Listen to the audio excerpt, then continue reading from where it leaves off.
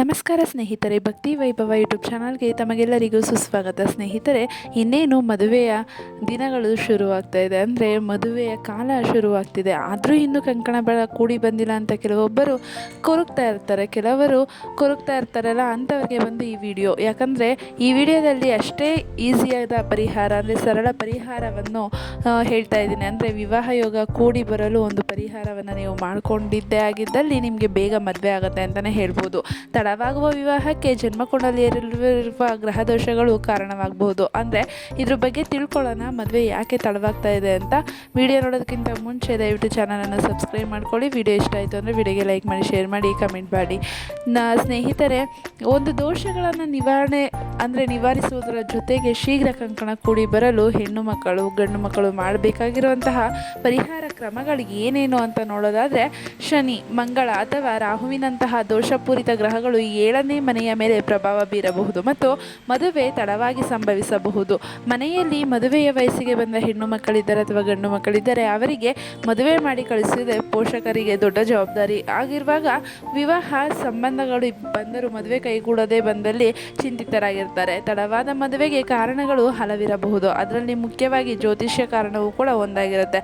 ವಿವಾಹ ಯೋಗವನ್ನು ನೋಡುವುದಾದರೆ ಕುಂಡಲಿಯ 7ನೇ ಮನೆಯ ಅತ್ಯಂತ ಮುಖ್ಯವಾಗಿರುತ್ತೆ. ಅಂದರೆ 7ನೇ ಮನೆ ತುಂಬಾ ಮುಖ್ಯವಾಗಿರುತ್ತೆ. 7ನೇ ಮನೆಯು ಯಾವುದೇ ಗ್ರಹವಿಲ್ಲದೆ ಸಂಪೂರ್ಣವಾಗಿ ಖಾಲಿಯಾಗಿದ್ದರೆ ಮದುವೆ ವಿಳಂಬವಾಗಬಹುದು. ಇದಲ್ಲದೆ ಕುಂಡಲಿಯಲ್ಲಿ ವಿವಿಧ ಗ್ರಹ ದೋಷಗಳ ಉಪಸ್ಥಿತಿಯು ಮದುವೆಯನ್ನು ವಿಳಂಬಗೊಳಿಸುತ್ತೆ. 7ನೇ ಅಧಿಪತಿ ರಾಹು ಮತ್ತು ಕೇತುಗಳ ಪ್ರಭಾವದ ಅಡಿಯಲ್ಲಿ ಮದುವೆ ವಿಳಂಬವಾಗಬಹುದು. ವಕ್ರಿ ಅಥವಾ ದುರ್ಬಲಗೊಂಡ ಗುರು ಮದುವೆಯನ್ನು ವಿಳಂಬಗೊಳಿಸುತ್ತದೆ. ದುರ್ಬಲ ಗುರು ಕೂಡ ವೈವಾಹಿಕ ಜೀವನದಲ್ಲಿ ಅಸಮಂಜಸತೆಯನ್ನು ಸೃಷ್ಟಿಸುತ್ತಾನೆ. ದುರ್ಬಲ ಶುಕ್ರ ಅಥವಾ ಶನಿ ಜನ್ಮ ಕುಂಡಲಿಯಲ್ಲಿ ಮದುವೆ ವಿಳಂಬ ಮಾಡ್ಬೋದು ಅಂತಲೇ ಹೇಳ್ತಿದ್ದಾರೆ.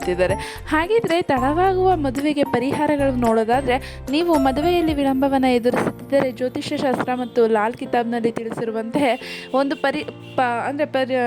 ಪರಿಹಾರವನ್ನು ನೀವು ಮಾಡಿ ನೋಡ್ಬೋದು.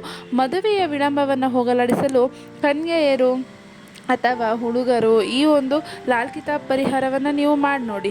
ಶೀಘ್ರ ವಿವಾಹಕ್ಕಾಗಿ ಪ್ರತಿದಿನ ಓಂ ನಮೋ ನಾರಾಯಣಾಯ ಮಂತ್ರವನ್ನು ಪಠಿಸಬೇಕಾಗತ್ತೆ. ಹೆಣ್ಣು ಮಗುವಿನ ಪೋಷಕರು ಲಕ್ಷ್ಮೀನಾರಾಯಣ ಪೂಜೆಯನ್ನು ಮಾಡಬೇಕಾಗತ್ತೆ. ಸತತ 16 ಸೋಮವಾರಗಳವರೆಗೆ ಉಪವಾಸವನ್ನು ಕೂಡ ಆಚರಣೆ ಮಾಡಬೇಕಾಗತ್ತೆ. ಶಿವ ಮತ್ತು ಪಾರ್ವತಿ ದೇವಿಯನ್ನು ಆರಾಧಿಸಿ ಶಿವನ ದೇವಾಲಯದಲ್ಲಿ ನೀರನ್ನು ಅರ್ಪಿಸಿ ಶಿವ ಮತ್ತು ದೇವಿ ಪಾರ್ವತಿಯ ಹೆಸರು ಹೇಳಿ ಗಂಟು ಕಟ್ಟಿಕೊಳ್ಳಿ. ಹಾಗೆ ಅವರ ಆಶೀರ್ವಾದಕ್ಕಾಗಿ ಪ್ರಾರ್ಥನೆ ಮಾಡಬೇಕಾಗತ್ತೆ. ರಾಮಚರಿತ ಮಾನಸದ ಬಾಲಕಾಂಡದಲ್ಲಿ ಶಿವ ಮತ್ತು ಪಾರ್ವತಿಯ ವಿವಾಹದ ಪದ್ಯಗಳನ್ನು ಪ್ರತಿದಿನ ಓದಬೇಕಾಗತ್ತೆ. ಶೀಘ್ರ ವಿವಾಹಕ್ಕಾಗಿ ಇದು ಅತ್ಯಂತ ಜನಪ್ರಿಯ ಪರಿಹಾರ ಅಂತಲೇ ಹೇಳ್ಬೋದು. ಇನ್ನು ನೋಡೋದಾದರೆ, ಮದುವೆಯಾಗದ ಹುಡುಗಿ ತನ್ನ ಕೋಣೆಯಲ್ಲಿ ಶಿವ ಮತ್ತು ದೇವಿ ಪಾರ್ವತಿಯ ಫೋಟೋವನ್ನು ಇಟ್ಕೊಳ್ಬೇಕಾಗತ್ತೆ. ಮತ್ತು ಪ್ರತಿದಿನ ಅವರ ಪಾದಗಳನ್ನು ಸ್ಪರ್ಶಿಸಿ ಒಂದು ನಮಸ್ಕಾರವನ್ನು ಮಾಡಬೇಕಾಗತ್ತೆ.